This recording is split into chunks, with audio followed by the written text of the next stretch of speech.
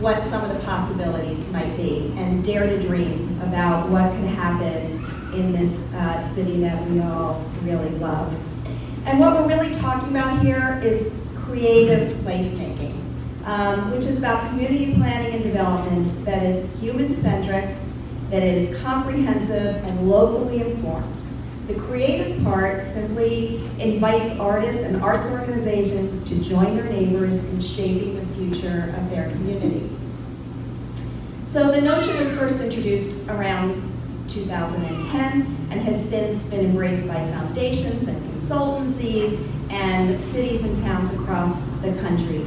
And for those of you who are not writing a grant on a regular basis and need to insert the words creative placemaking in every single paragraph, Danny Harris,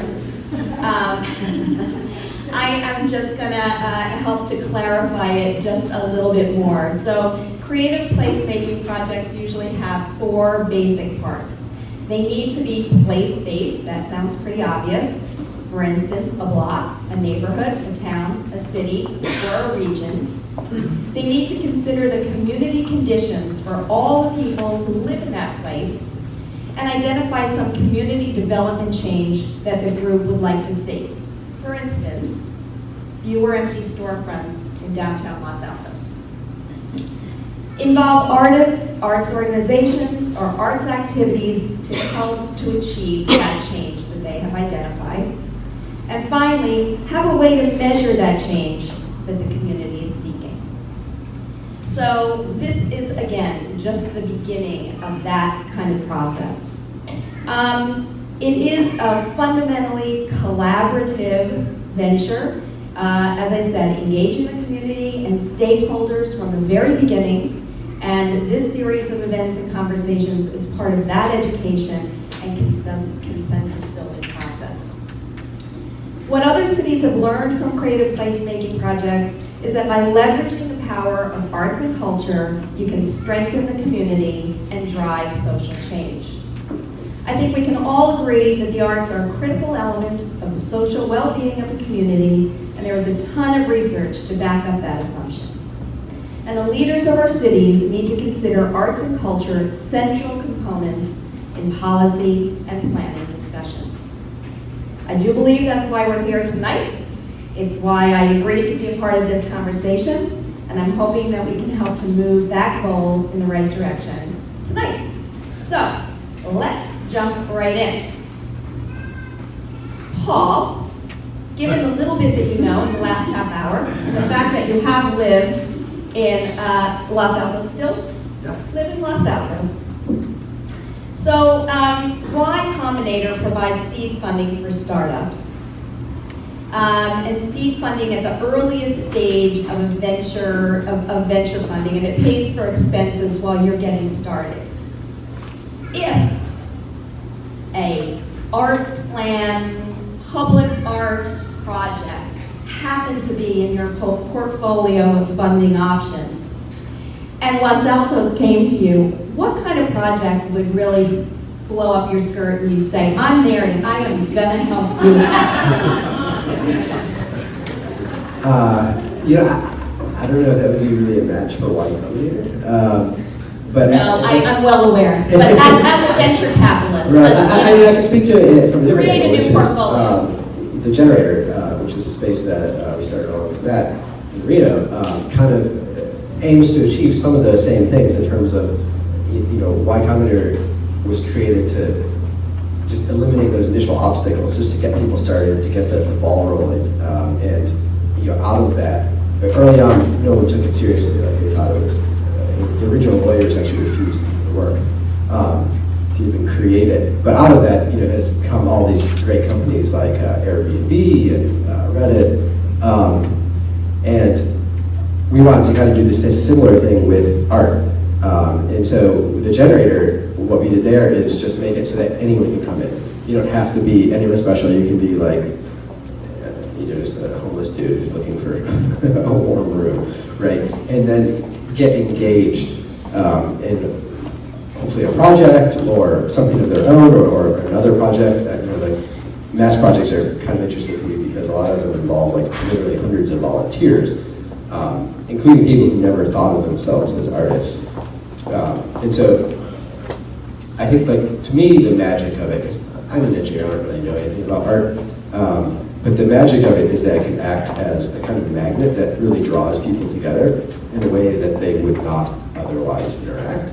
And I think that automatically enriches a community because you're forming a lot of connections that you wouldn't otherwise have because you're meeting people who are from a different life, right?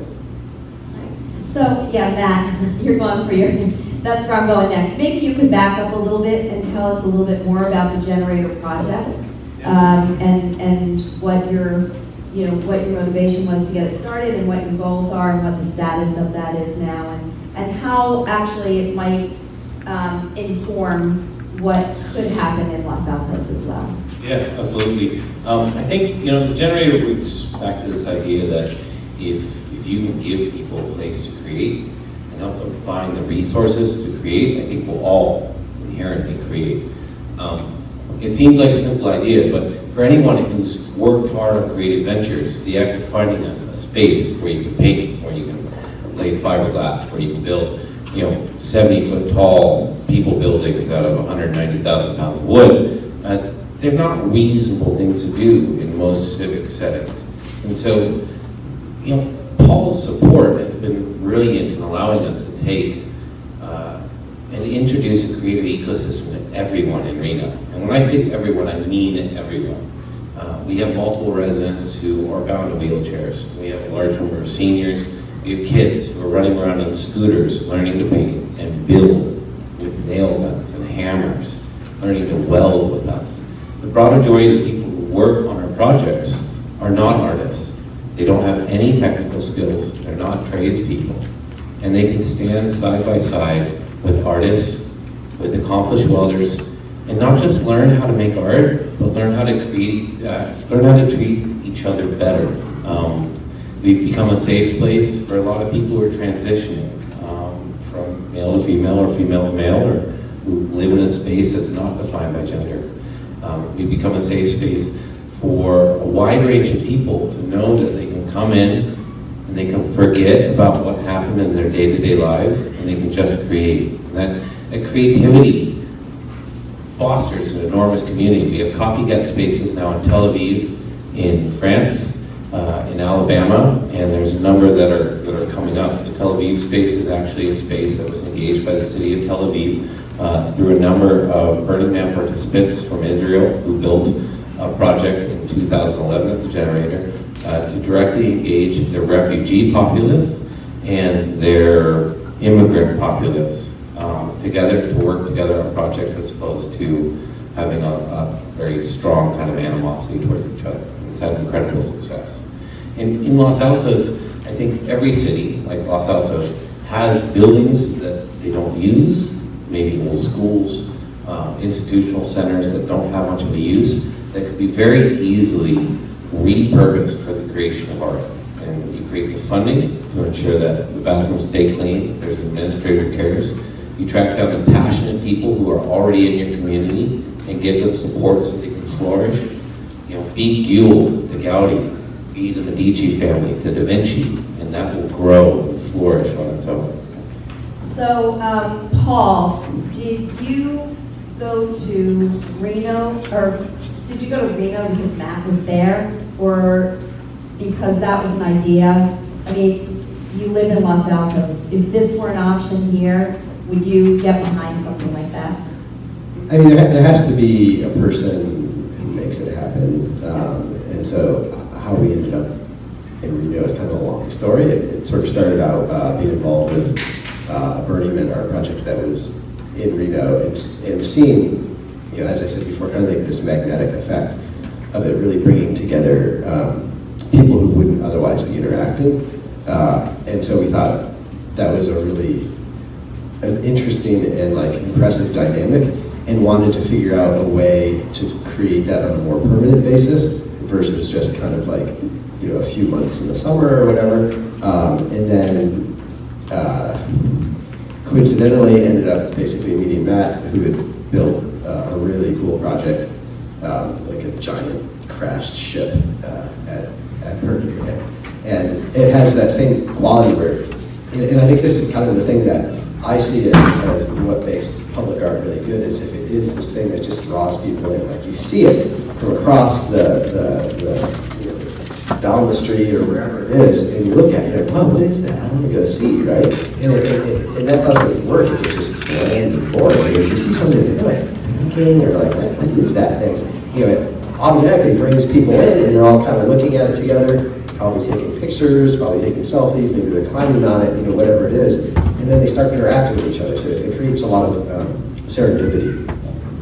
Well, again, to my point of how do we solve some of the empty storefronts in Los Altos? It means getting more people to think that Los Altos is a good destination to come into downtown in particular.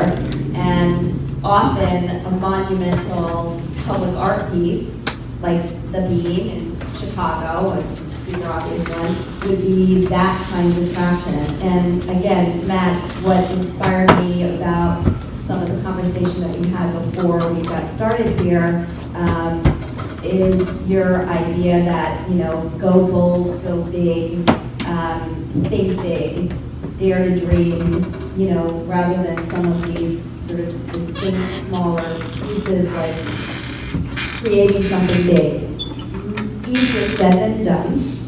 Big is bold and exciting and ultimately great, but there are a lot of obstacles along the way. So maybe you can speak briefly about that, because then I'll move on to some of our other panelists. Big requires a reason.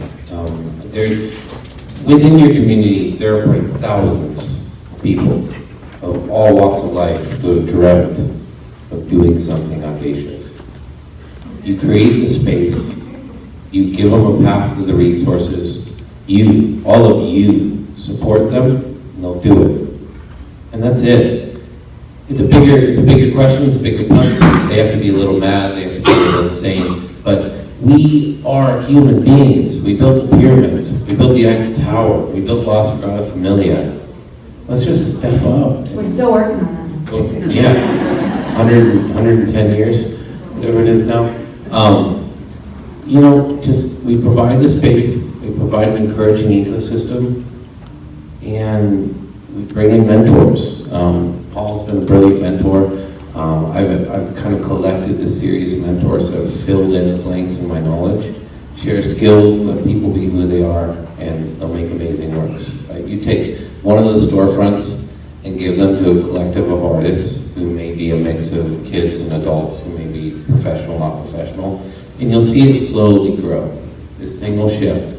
You have to be a little bit ready for the weirdos to come, but it's your ability, you can curate that and let it move, and it grows, and it does what London and Paris and Barcelona have done. So, Danny, I've heard you speak many times, and you have always presented some really, not just inspiring, but super fun, really creative, innovative projects that have happened in cities around the country.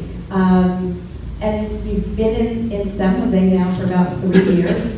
And I think some big things have happened in that time, but obviously we've got some of our own hurdles and issues there. But I'm wondering, again, rather than getting into what the problems might be, let's stay on the Dare to Dream track here. And if you could talk a bit about some of those projects that,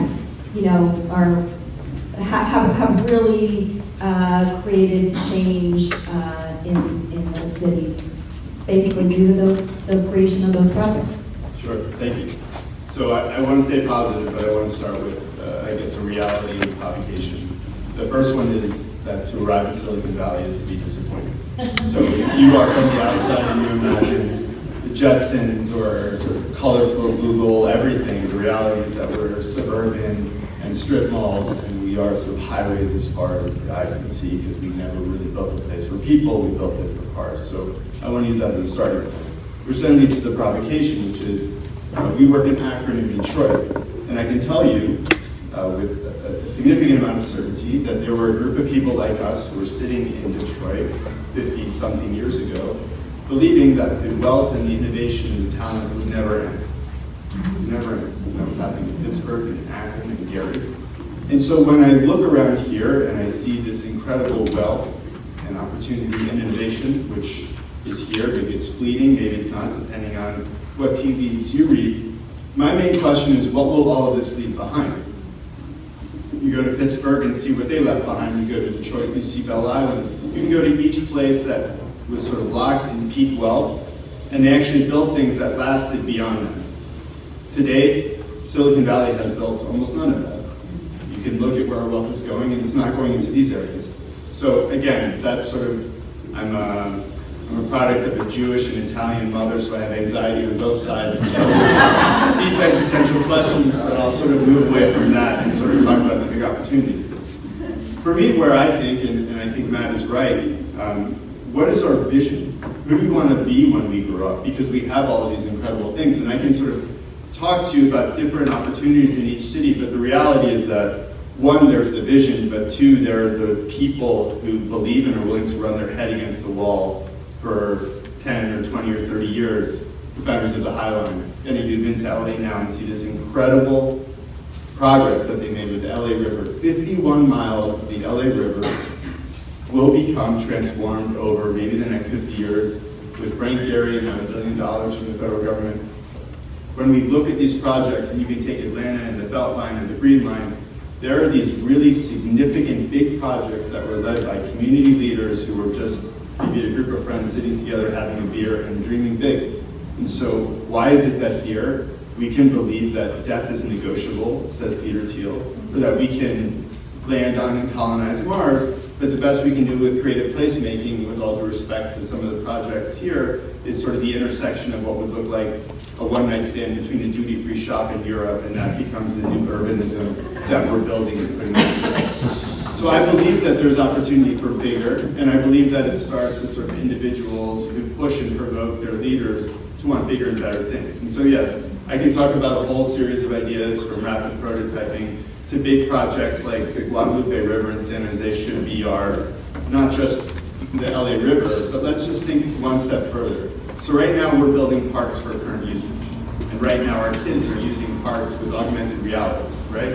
So they're going to explore via Pokemon Go. So a big project we're doing at night is the intersection between public spaces and augmented reality. How do we get people out and engage with what's around them, recognizing that that's a future trend? So let's take it one step further, that big idea. Why don't we take the Guadalupe River in San Jose, which is 27 miles, and build out what the future of a park or public space would look like? Why aren't we taking the best of landscape architects with the best of technologists and putting them in a room and seeing the amazing things that could come from it?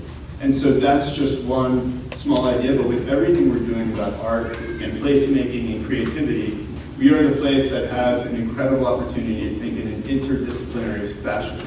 So the people who are working on art should be sitting with the public health folks and should be sitting with the seniors. Because right now the biggest issue that we're facing with seniors is about isolation and depression and loneliness. So why is it that all of these things we're not thinking in ways that bring in communities to come together and think about and solve problems? So for me, I can talk about ideas, but I think the process and that thinking is critically important, and I think we have it, I'm sure many of you do, but it's really something that we lack given our resources and opportunities here in the region. Thank you. And I couldn't agree with you more. I will say that I would encourage you to invite Danny back so that he could do a slideshow and inspire maybe some thoughts on what could be possible, the kind of legacy that we could leave behind in this valley. I think that those visuals really do bring to life exactly the kinds of things that you're talking about. They don't address some of those issues, but I think that it does start with somebody saying, damn it, we're going to do it, and we're going to do it here.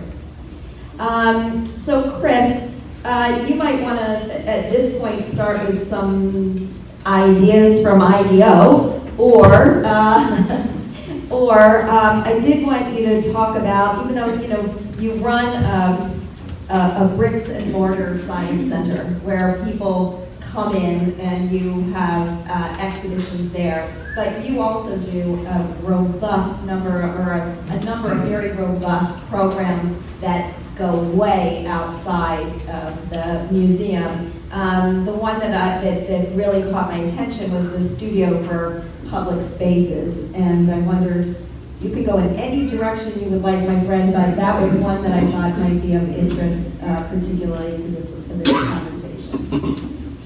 All right, thanks, Cathy. And hello, Los Altos. I think this is really cool that you're gathering and talking about this, and that you're engaging deeply in a process to do something well. Right? This is the heart, and you can tell it's already. With the examples, there's tribulations and challenges to doing anything audacious or bold in the way some of my friends up here have been talking about. But I think there's so much potential if you can engage in a process that does that well. Just what you're doing today, which I would characterize as gathering inspiration, is extremely important. I think ultimately your community is going to have to decide to do something and do it in a way that suits this community. But gathering inspiration from others is a really great place to start. And I think inspiration for me is a really important thing. One of the reasons I'm at the Exploratorium is I find it to be one of the most inspirational places on earth. But inspiration isn't about the things. And just, one of the things that resonated with me when I first came to the Bay Area from New York, like my family, and experience places like the Exploratorium, which to me really embody authentically the sort of spirit of the San Francisco Bay Area, and that kind of creative energy that has been so much part of it in last half century in particular, is that things like art and science don't have to be distinct poles on some spectrum, but and they don't even have to be nouns, right? There's a tendency to think of art as a noun. It's a thing on behind the velvet rope, we were talking earlier, or on the wall. But same with science. I think art and science can be viewed much more, and I like to view them more as more about the journey than the destination, more verb than noun. And I'd encourage you also to think that way. Right? A lot of what Matt's describing, Paul's describing with generator, is people participating in these things. And I think the creative process and that journey, that art making, that art as a way of seeing and knowing and exploring the world around you is really, really interesting. And is what I would draw from the Exploratorium in this conversation, is that art doesn't have to be this thing that, this thing you experience as something someone else created and expressing to you. I think really the powerful thing is how it makes you feel, right? You should focus less on what you want to place around your beautiful community in the sunshine, and perhaps more about the kind of experiences you want to create for your community, and the way you want those people to feel. Right? There's that great Maya Angelou quote that I'm going to go along with something like, they'll forget what you said, they'll forget what you did, but they'll never forget how you made them feel. How do you want Los Altos to make visitors and citizens feel? Right? If you can come to some kind of point of view, and I think that's also the real hard thing too, right? Like, I think giant figures greater than larger than the Statue of Liberty, how many people there were? 190. Yeah, for example, that's one way to go, but I would also argue that you can get a lot of signal with many smaller things if you can orchestrate with some kind of clear point of view, some kind of clear perspective, which is hard to do as a group, certainly as a community. But the whole becomes greater than the sum of parts. And that is really something magical too, when you say something about this place, right? Not just, anyway, I think that there's, my favorite examples are where things come to life because you discern a signal. And it causes people to think and reflect and have insights maybe even about themselves as much as about the community. And so, I don't know, I'm kind of meandering because the question is super open-ended. But my journey is one, back when you had aerobics here, is that what you said? Jazzercise. Jazzercise. This jazzercise room includes a very strong belief in the educational sphere that everybody is great. I think there are others here that too are basing their careers on enabling of others. And I wouldn't say the creative space is for creative people. I think it's for everybody. And I think to the extent that you leave people feeling or seeing some more creativity in themselves, you've done your community well. So can you talk a little bit about the Studio for Public Spaces? Oh, sure, I forgot about that. So the Exploratorium. Connected is all of that. So to back up, the Exploratorium is indeed a museum-like entity. We probably actually think of it more as a public learning laboratory, right? And on Pier 15 in San Francisco, and we have about 850,000 people come through the doors there every year, engaging with a whole range of kind of exhibits that we've mostly created there. About 95% of them were created there over the years. That various phenomena of this center. We work with artists in residence, all sorts of scientists, and it's just kind of really cool to me. Interdisciplinary creative environment that was, interdisciplinary before interdisciplinary innovation was like, I don't know. We also do important teacher professional development, so we're doing a lot of stuff, that's outside the school system to complement it, doing a lot of things that help teachers build their craft, particularly math, science. My sister actually is a high school biology and chemistry teacher in Massachusetts and came out with a teacher institute and was probably the main person who told me that I couldn't take the job. So keep me out of the family.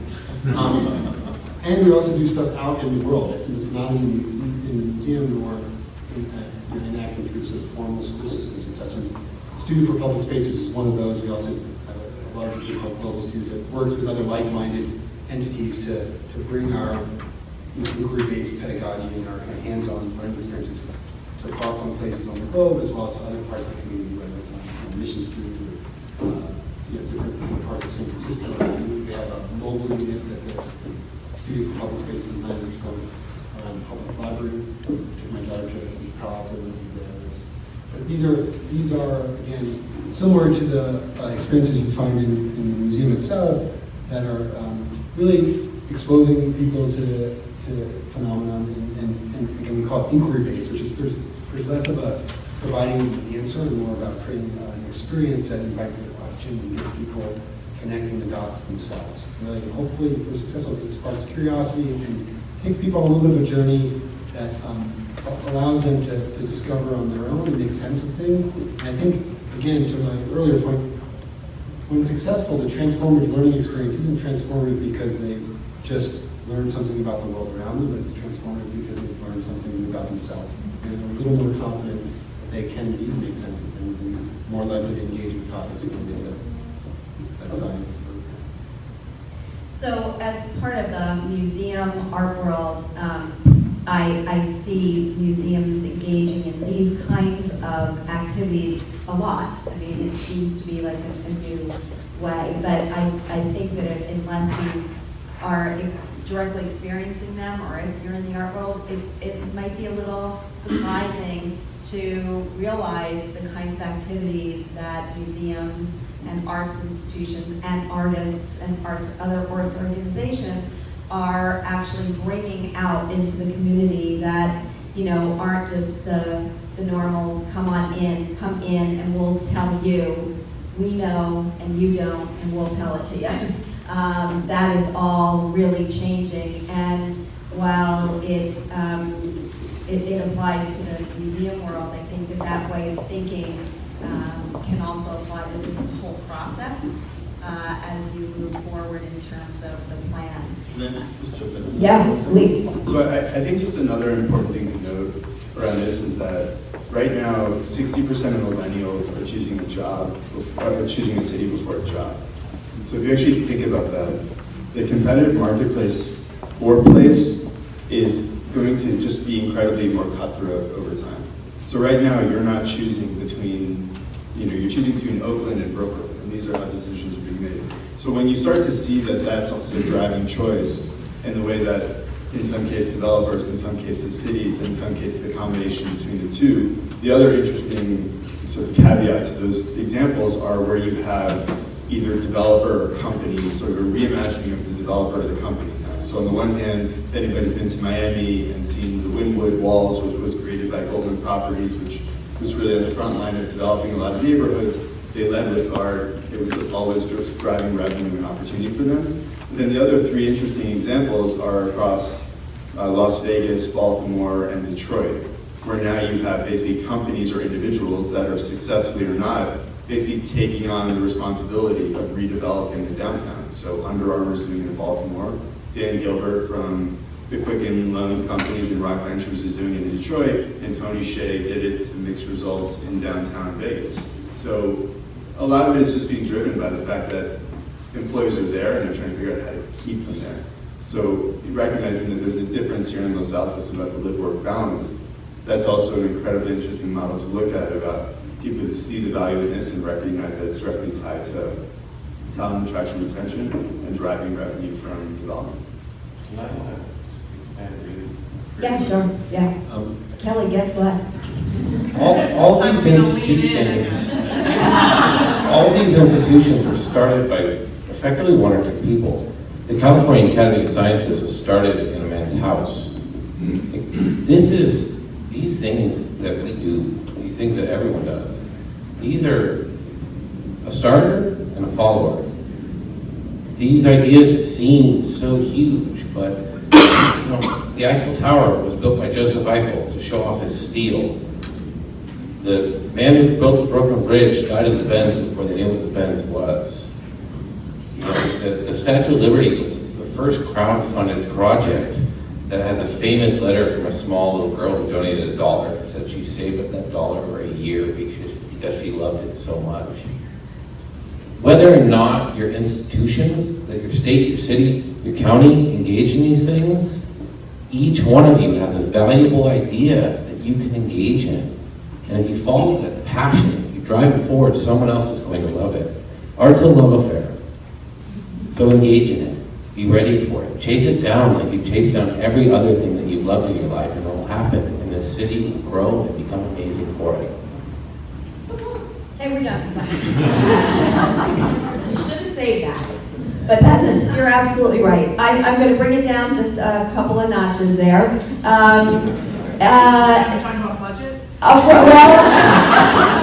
We're going to talk about what a real estate developer is, what their stake in all of this is. And, I know that it is about the long-term sustainable growth of the city. And Kelly, I am wondering how you see public art and or place-making projects playing a part in the long-term sustainable growth of Los Altos. Okay, I had to think about that after that lofty speech came out there. A little preamble before I start to answer your question directly, Cathy, which is the thing that I haven't heard anybody talk about a lot since you mentioned it in your introduction is the ability for art to drive social change.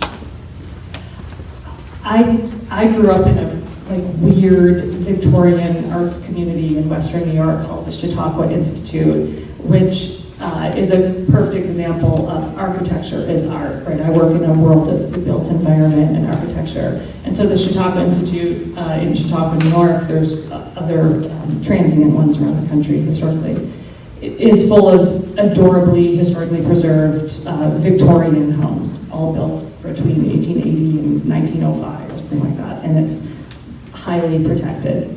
And in Los Altos, as a relevant example that many of you Los Altos may know, right? There's a proposal right now to create an overlay district for Eichler homes and single-story homes. There are Eichler preserved historic neighborhoods in Mountain View and Palo Alto and other neighboring communities because the people who live in those communities, Los Altos or Palo Alto or Davis or Chautauqua, they care about that, and architecture is a form of art, and it's one that we manifest on a daily basis. You may not get to the Metropolitan Museum or the Guggenheim every day, but if you're lucky, and most of us are, we do go home every night, and so you can live in something that brings you peace. And so, in order to get to Cathy's point then, I think, in order for us to think about what role art could play in a town like Los Altos, where I'm working now, after a 20-year career of working in Sunnyvale and San Jose and Walnut Creek and Fremont, so I have enough experience with other similarly sized, sort of mid-sized Silicon Valley boring jurisdictions, Danny, to say that the thing that this community needs to grapple with isn't should it be modern or should it be classical? Should it be a fine art or should it be performing arts? Should it be enclosed or should it be outdoors? Those decisions all come easy once you decide communally what is the social change that you want? Where do you want to be? And that we have heard from all the panelists up until now, which is how to evoke and incentivize and breed the desire for a better and more just world, hopefully. If I guess you could want it to be less just, and which brings, well, we won't go there. But so Another panel, another day. yeah, exactly. That I'm So- not moderating. Yeah, so I think that, for all of the challenges that a relatively historic community in Silicon Valley, Los Altos is pretty old, right? Compared to San Ramon, which, there wasn't, who knows when the first person lived in San Ramon, like Los Altos has been here for a while in a, second half of the 20th century, community, sort of post-World War II area. And so the challenge is how quickly does change come and what is the yield of that change, right? To use a real estate and an industrial term, what are we hoping to cash in on? Is it technical innovation? Because we've got tons of great technology that you can isolate yourself with headphones and VR and sit by yourself in a dark room. Is it hyper efficiency? Maybe. Hyper efficiency sounds great until you realize that the money crunchers, that means value engineering and budget reduction, and what you end up is boring, predictable, and cheap, right? Which isn't exactly inspiring. Or is what we want to catalyze and evoke equality and justness and the ability to be creative and to live your truth if you're non-binary or gender fluid or super into tattoos or orthodox religious. Find the speed with which the community wants to change and what they want that ultimate vision to be. And so when I talk to people in Los Altos, I don't say, oh, what do you think about, the color green, or, how do you like this art versus that art? That's not important. My questions are always, what do you care about? What do you care about for your kids? How do you commute every day? How much time do you spend alone and how much time do you spend with other people? And so the ability to come together into a place and share a vision and share a goal, I think is the necessary underlayment, the necessary structural foundation in order to get the creativity and the lofty, the lofty results of that input. So my answer to that for Los Altos would be dogs, having just been to the pep parade on Saturday. Just like everybody comes to the pep parade, everybody, and they all get behind it. Can we just talk a little bit, because then we'll open it up to questions in about 10 minutes, but Kelly, I am assuming that you were working with Los Altos during the SF MoMA project, or could at least speak to it a little bit. Because that, as many of you probably know, SF MoMA closed for 3 years to do their big renovation. And they took a lot of projects on the road. And one, I was just so excited to realize that one of them, sort of multi-venue, was going to be in my very own town of Los Altos. And came down here one Friday night when the place was just absolutely hopping. There was some really great art, some really good projects. And I mean, that was one night, and it was, a specific night with some events along with it. I'm just wondering, of course that packed up and went away. I'm wondering if you could talk a little bit about the impact of that project. Sure. For the record, I was not officially working in Los Altos, but I was aware of it and happy to speak to it. And perhaps more importantly, and to Danny's point, we can design places or experiences or art for today, for us to enjoy, or we can think about what the impact is. And so maybe it's better that I wasn't directly involved then, because I now live the impact of what SF MoMA was when it was downtown for 8 or 10 months, something like that.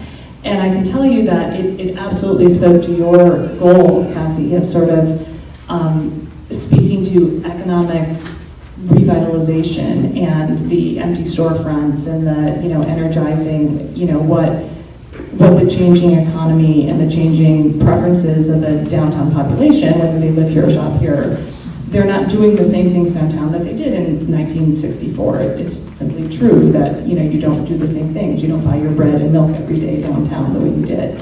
And so when the principal for Lacey was able to, and her family foundation were able to provide financial support in order to have SF MoMA come down and provide, the real estate literally for it, the 2,000 square feet at State Street. What it did was it gave people a reason to come here. So instead of just coming for your kid's orthodontics lesson or dentist appointment, no offense, Maddie, but we all need our dentists. There would be a reason to attract people from maybe a little further away, or a reason to come downtown and stay for reasons other than just, picking up your eyeglasses at the glass shop.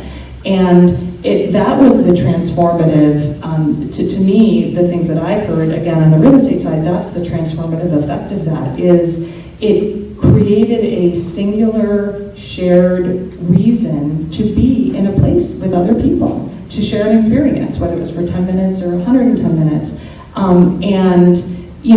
Sometimes that's a short-term reason, like Pokemon Go in a park, you're with other people for 5 or 10 minutes at a time and it's serendipitous and you didn't expect it. Or sometimes it's a world-renowned art gallery or museum where you plan the trip 2 weeks ahead of time when your mom flies in and you all come down. But art can create the incentive to have a shared experience and to experience it with other people in a place together. So that's what I hear. People are like, oh, that was so great. No one ever says, because of that one installation on the south wall. I haven't heard that in 3 years of working here. What I've heard is, oh, it was so cool to come downtown, and the way we were, and then we all got the chocolate at the chocolate shop afterwards, and how can we get more cool stuff like that to come and see? I haven't heard a word about a particular thing. It's always about the experience of coming here and being with people.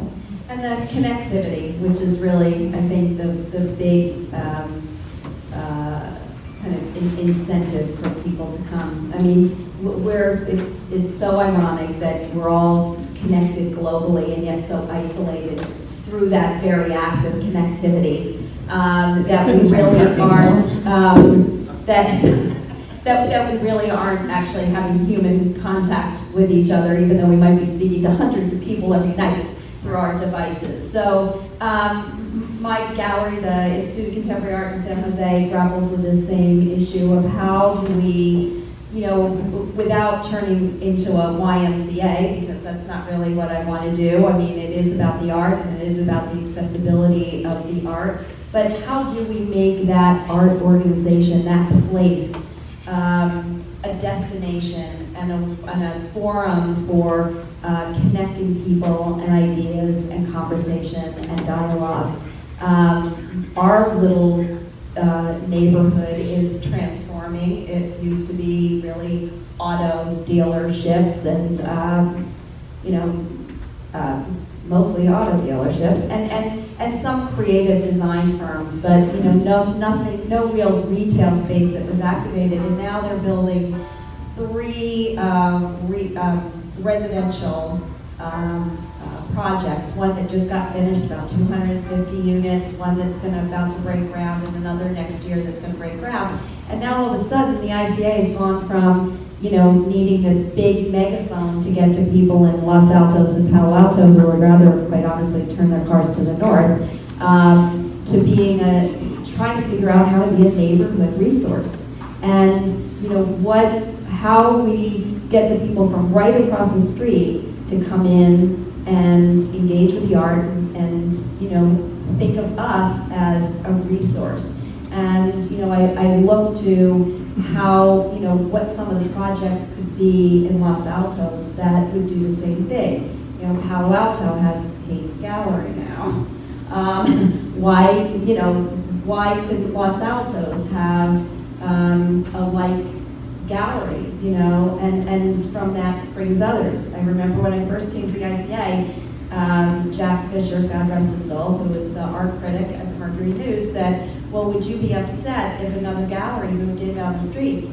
Are you kidding me? Like, bring it on, let's have 10, 20, it's the only way. It's, really, I had 1,000 square feet of gallery space, like, it's not gonna take them long. They're not gonna just come for the ICA, so yes, let's have a lot of it.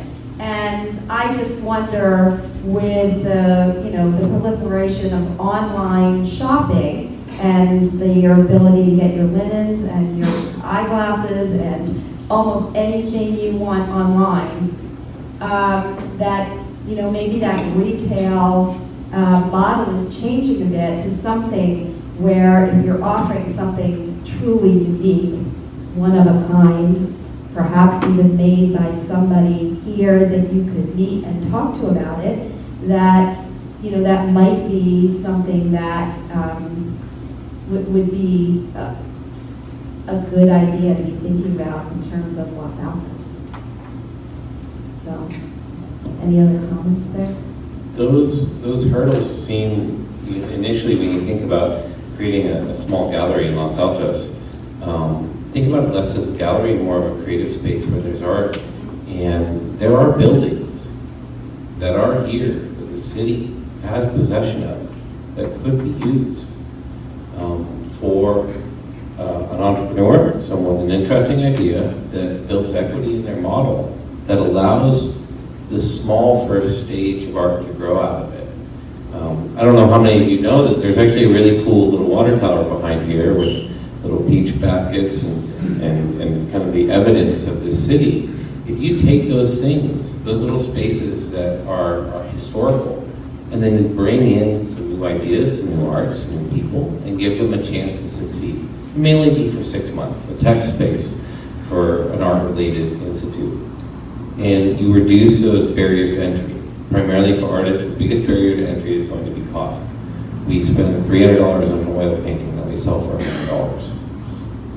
Artists aren't business people. We're just inherently not. But if you guys can bring to the table business people, marketing people, the people who understand how to get and secure property, how to build art institutions into development projects, you'll start to see that art flourish. And you'll start to see the people who are here, who are growing up in this community, the people who are here who have been in this community and wondered if they could ever show their art in public, they'll start doing it. And they'll build slowly. And it's just one idea. It's what we've been doing in Reno for 4 years now. And we're about to get 4.5 acres from the city of dead property on the river to turn into an art park and a beautiful waterfront, raised bed gardens that brings the community together to do something really interesting. So I think, going back to my original comments about, needs to be place-based, needs to consider the community and what change the community really wants, that it does involve artists and creative thinkers and arts organizations, and that there's a way to measure that change, sort of to Kelly's point, to our final kind of comments here. What is it? How can we measure that change? And so I think we've kind of got that conversation going. I really would implore you to be sure that the powers that be who are going to be ultimately voting on what happens here and how money is spent in this town really are convinced that you guys consider arts and culture a central component to the policy and planning discussions moving forward. And so with that, I think we can open it up to questions from the audience. I'll throw a microphone so we can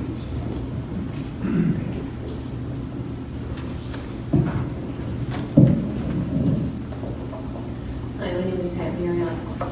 Matt, I want to thank you for using the word audacious, because that is a word that is not much heard in city government or any government. And I remember it, I don't know if you guys ever heard of Guy Kawasaki. He was an early Apple evangelist, and one of his books, he talked about mission statements, which at one time everybody had a mission statement. And he said it should be really audacious. Nobody has audacious mission statements anymore. I was really lucky to work for Steve Jobs and John Warnock, and they are both scientists and artists in wonderful combination. And there are very few of those people, even in our industry. What's really hard for me, and I'm told this over and over again, is that my expectations are too high for government.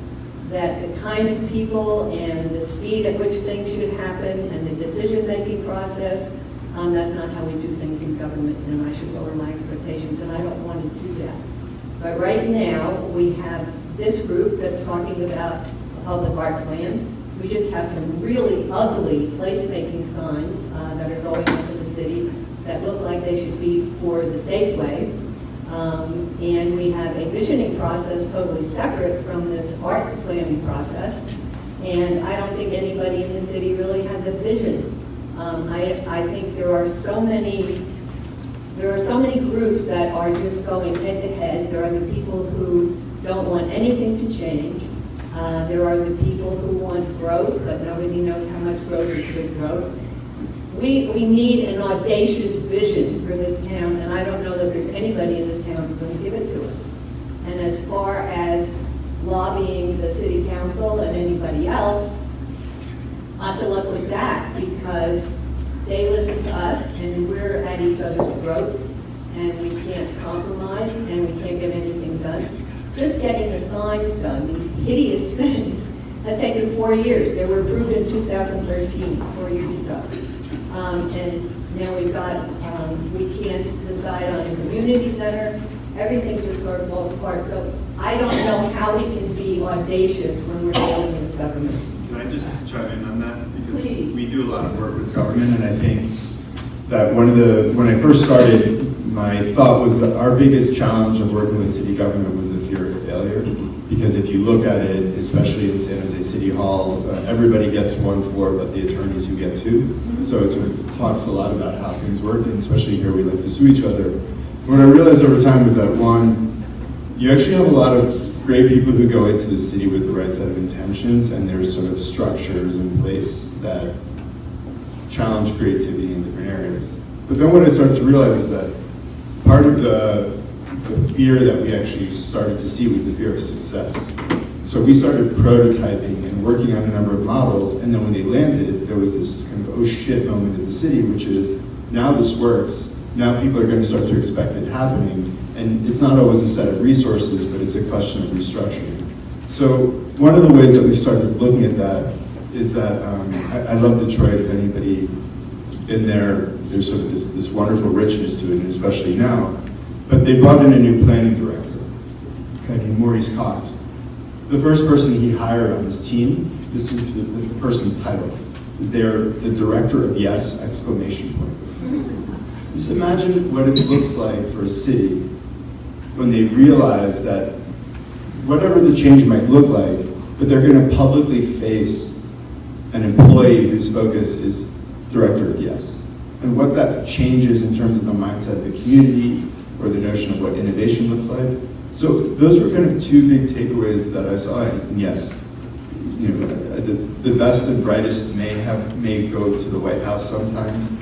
They may go work in and around our mayors sometimes, but the reality is they're not always at the City Hall, and we have to figure out, one, how we strengthen those networks, two, how we empower the individuals within, and also how we don't view them as the enemy. I think too often we view it as us versus them, and I think, as you said, there's obviously a lot of infighting here. We need to find more creative ways of having them be on our side and finding those champions, especially when we have strong mayors who do have visions or have the possibility to step into it. Sorry. That's great. You hit the nail on the head. And you also go into, it takes time to change culture. It takes time to change culture in cities. Trying to get this microorganism that is Los Altos to move in the same direction is going to be very hard. What I would implore you to do is figure out how to encourage the people around you of like-minded intentions to start these institutions from the ground up and start to work to show the city, to show the elected officials that they work and they're bringing attention to the city. That's what we've worked very hard to do in Reno, and it's taken us a very long time. And it took Burning Man nearly 20 years to get the county to understand that they were a good influence. It's taken us 4 years to get to the point to where we orchestrated this property donation of a dead piece of property that's next to the waste dump at the end of the day.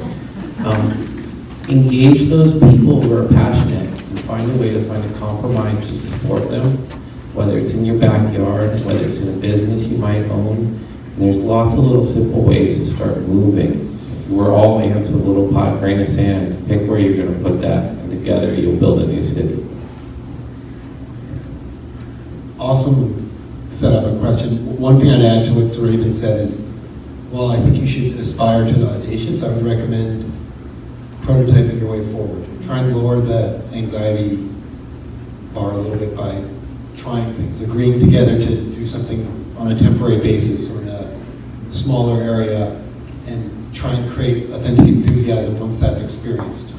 Planning is really difficult and can be seemingly never-ending, and your description of the signs that have taken you several years leads me to believe. Can you just get to a place where you agree to just do something and then undo it if need be, right?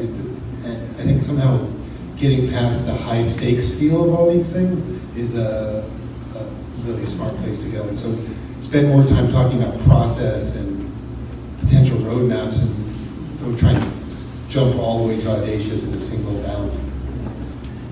Audacious hurts. I'll pile on this ground. This seems like a good one. As a real estate developer for 20 plus years now, I've been the butt of a lot of criticism for being just mildly audacious, you know. I've got a back like a duck and the water just rolls off. But I have worked on the other side of the table. I've worked in the public sector and I've represented cities and represented public agencies. And given the political environment where we are in this country, in this world, you know, where 14-year-old girls are bombed to death at a cultural event, at an arts event, I have to re-up my defense of government and government process and systems, because it's slow and it's bureaucratic, because it's intended to protect us. It's not supposed to change on a whim, and it's not supposed to take over 5 acres of property and say, from now on, 30 days notice, it's going to be this instead. It's okay to have government systems and long-winded elected officials and processes of planning, because the risk and the reward for modifying them too much is too great. We shouldn't be risking that. We need our systems in place to protect us against, demagogues and bad people who ascend to power. But on the flip side of that, given if you give that, if you give that as a premise, then where do we have the opportunity? And it's in smaller prototyping projects, or in the built environment, what we would call, public-private partnerships, for instance, right? How do you take the vision that a community might have, a community of people, not an elected official or a government bureaucrat, but actual people who live in a town or who work in an apartment building or whatever that is.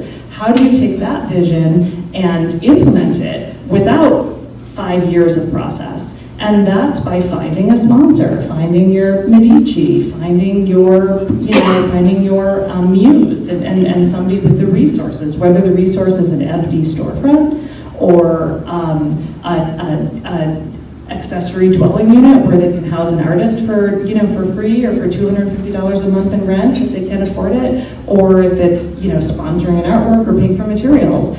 Figure out where those resources are, and then just use the laws and the structures of governance to figure out a way to meet the cat's cradle, to connect the dots, to get there, right? Don't call them loopholes, call them opportunities. If there's a way that you can fund money or fund open space or fund, a program, an arts dancing recital, and you can put it under the guise of economic development, go for it, whatever it takes. Just make the art happen. So that's also artist housing.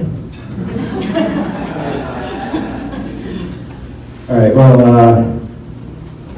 I think audacious is a very powerful word, and in our business, it really is fundamental. Like, we're interested in funding audacious studies. We funded, we have a company working on nuclear fusion, we have a company working on supersonic jets, we have people trying to cure cancer, and these are all like really big goals, but at the same time, what we do with these founders, which are, it's usually 1 or 2 people, maybe 3 people, trying to achieve this thing that everyone thinks is impossible, like a commercially viable supersonic transport.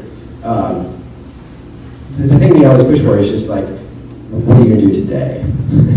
What can you deliver today? What can you deliver in a week? Like, break it down. I think sometimes people, the big idea seems too difficult, and so they sort of scale back their ambitions. But I think you want to keep the ambition, or if anything, like, increase the ambition, but then figure out what you can deliver right now.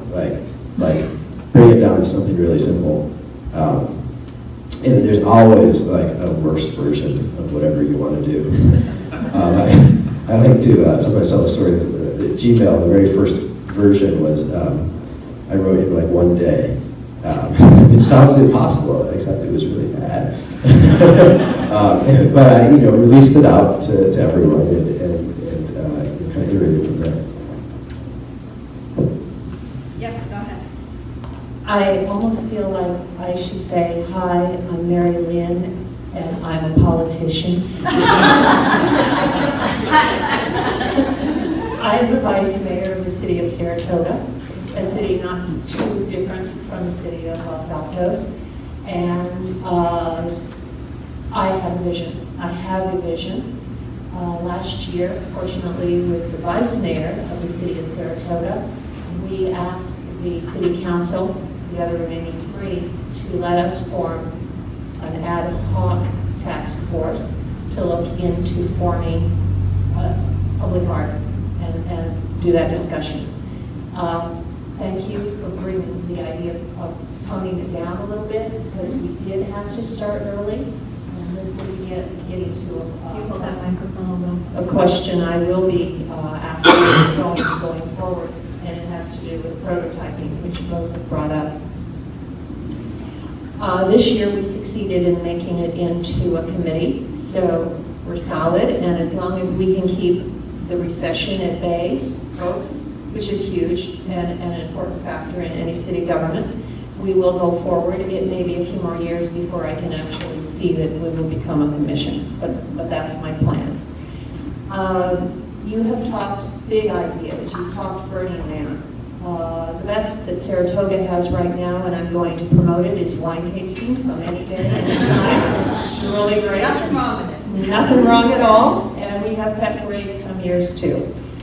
But what I'm getting to is we have Montalvo, which is a tremendous art center, which has its own authenticity, its own reputation. Last year we partnered with them, which is another opportunity too, to bring a piece of art into our community to say, hey, this is what we are going to be about. My question goes to, when you are a small town and you do have small spaces and you do not have large buildings, I'm going to back up a little bit. One of the things that I campaigned on, thank you for mentioning the Highland, yes, thank you, was to try and marry our beautiful natural aspects with our economic and our art. And I think that's essential and something to keep in mind too. Anytime you can do that so that you know you are supporting your economic base. But given the fact that we do have a small area and art is subjective, and you want support from your voters, which flips the other thing on the other side, because you have to have support from your voters if you're going to get funding. How do you promote or launch projects? Do you do it with the idea that they will be temporary and see how they are felt? Or do you have any other ideas on that specifically?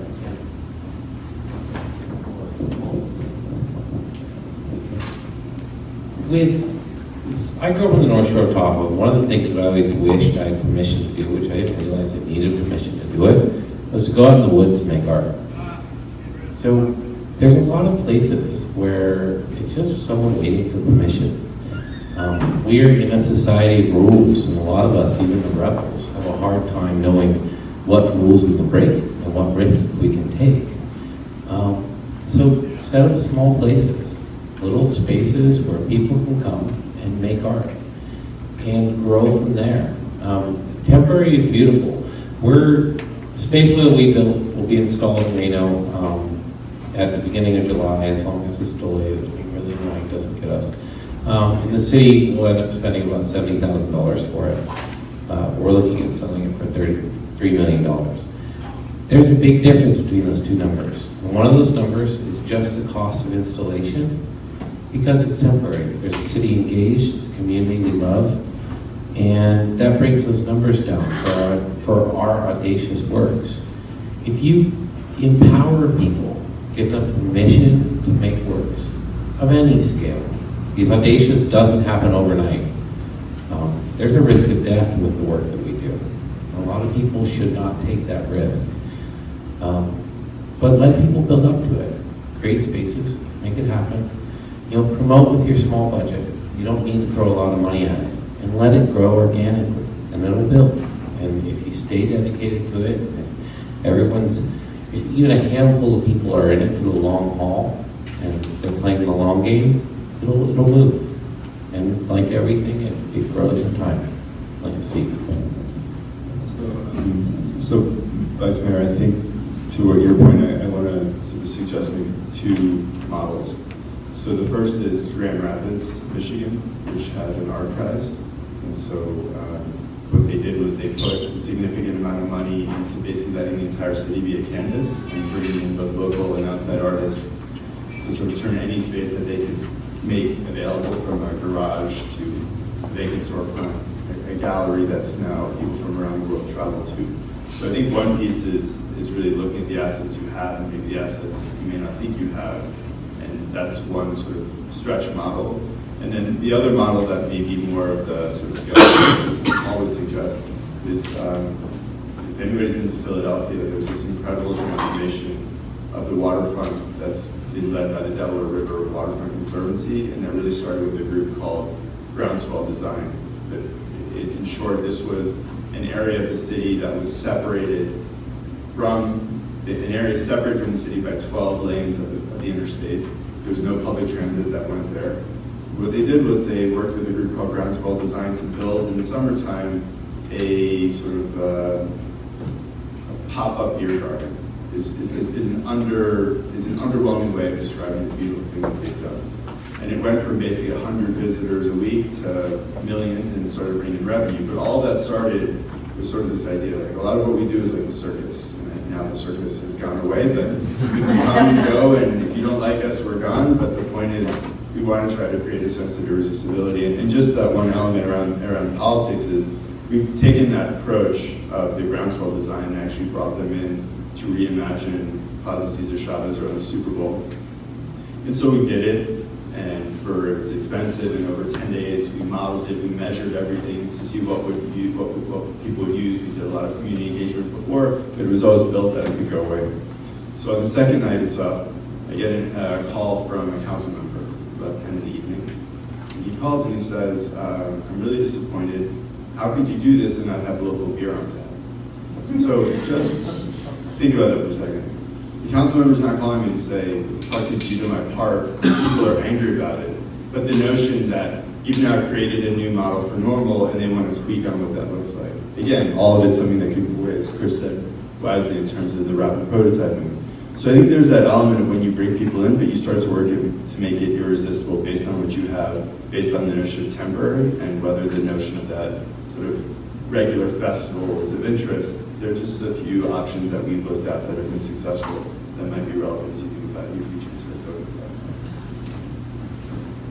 So I just wanted to jump into in somewhat of a response to the question about the role of government. I got involved with the Arts Commission because I wasn't crazy about the art in Los Altos. And so for me, that was the first step in trying to make a change. But for 4 years before I got on the Arts Commission, Maddie was trying to get funding from the city for a master plan. It took 4 years. And we finally got a master plan. This is part of that. So it is an ongoing process. I view this as one of the first steps in moving us further down the line. And so I would hope that people will come away from tonight inspired by what they've heard and try to figure out what first steps they themselves can take. Secondly, Paul, I was glad I was going to ask you to talk about Gmail because Paul always gives a very truncated version of how that came about. But he was told explicitly not to put ads in Gmail, for example. And my favorite quote from Paul, when Marissa Meyer told him, after Paul had done this and put ads in Gmail, I thought we agreed not to put ads in Gmail, and Paul said, I don't remember that, I'm not a very agreeable guy. So he just went ahead and did it overnight because he knew he could. And it certainly grew into something much larger than the bad code that Paul originally wrote. So again, it's an example of the power of prototyping. When Larry and Sergey saw what Paul had done, they changed their minds instantly. Oh, this could actually work. And I think if we can take small steps in Los Altos, make changes, and show people what the effect of that is, then we have an opportunity to do much bigger things down the road. Yeah, I think it's really powerful if you can just give people a taste of what it is. It's really hard to convince them of a vision. Most people aren't terribly visionary. And so a lot of really important things are start off as temporary. We were a little bit involved in the Bay Lights. I don't know if you've been up to San Francisco. It's this beautiful thing on the Bay Bridge. It looks like music, to me at least. And that was started as a temporary thing. And even doing that temporary was like roughly impossible, but they managed to make it happen. And then, part of the reason we support that is I believe like once people saw it, once they got used to it being there, they would just be like, oh, hell no, we're not going to take that down. It's like part of the city skyline. And I mean, I believe like the Eiffel Tower was the same way, right? It was a lot of really iconic things started as temporary, because temporary gives you greater permission, or even you don't have permission, right? Like, isn't the Wall Street Bull, it was just sort of like snuck in there, right? And then people are like, hey, that's cool, right? So just sneak the art in. That's forgiveness. Yeah. Macy's entire career. Hi, I'm Bebe Song. Among other things, I curate a science and technology art gallery online. And I'm from China, and I'm also trying to build a platform to create opportunities for both for artists here in China as well as Chinese artists here in the US. For example, I'm working with a developer in southern China to bring large-scale projects over there. I'm also, hearing this, I'm also coming to mind a music group of Shanghai Conservatory of Music which have been creating really fantastic experimental music, bringing together, combining classical Western music with Chinese indigenous or folk music, but also putting together with multimedia. So very experimental, but very leading edge and innovative. I'm trying to find opportunities to perhaps put them together with technology artists to create new installations and new performing experiences, but also looking for places to host. My question is, I'm curious whether public art like the city of Los Altos would welcome foreign artists, and if that's the case, what would be the criteria, and what kind of extra hurdle would foreign artists face in doing something like this? I mean, this project that I have in mind, for example, it could be a great thing to both straddle tradition and innovation in the future, the past and the future, but also an opportunity to have cultural exchanges between the East and the West. So would this be something that a city public art initiative be interested in? If so, what will be the criteria and hurdles? I can't answer for the commission. My hope would be that yes, that there would be the opportunity for cultural exchange, absolutely, and hopefully some collaboration as well. I think that the guidelines by which that all happens and the kinds of projects might be a little further down the line, but there might be some portal where you can submit your idea and have some kind of conversation now. And I would ask perhaps Doug or Maddie or one of the other commissioners to speak in more detail. But I think in terms of the art planning and the master plan, that would certainly be a component that would be considered and hopefully baked into that document. And if I can sort of hop on that and maybe just bring it up a couple thousand feet, obviously I don't know, I know even less than Cathy for sure about what the process might be, but your question reminds me of the advice, right, that I cobbled together half an hour ago, which is, well, what do you ask the community? You know, how do you elicit that vision that one of the questioners asked? How do you get it?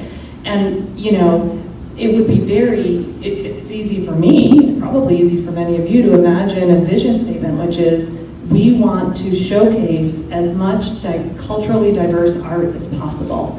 And equally, or alternatively, you could have a statement which is, we want to showcase the indigenous heritage of this particular geographic place. And those would be very different statements of purpose and very different statements of desire.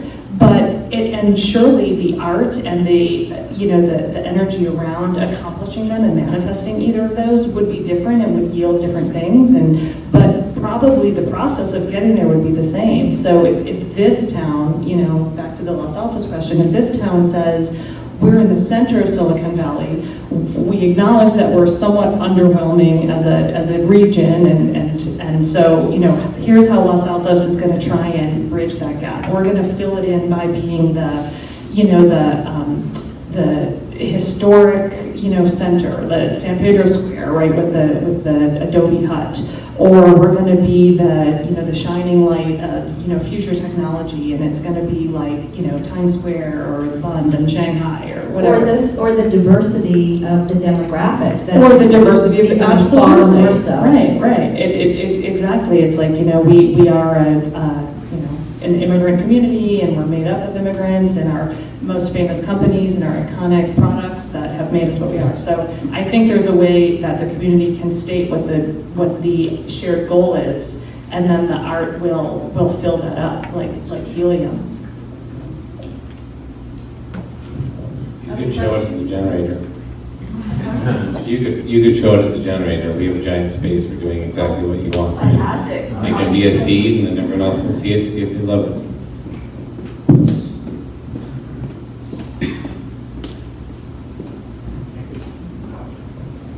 Hi, I'm Jeff. I'm a small business owner in downtown Los Altos.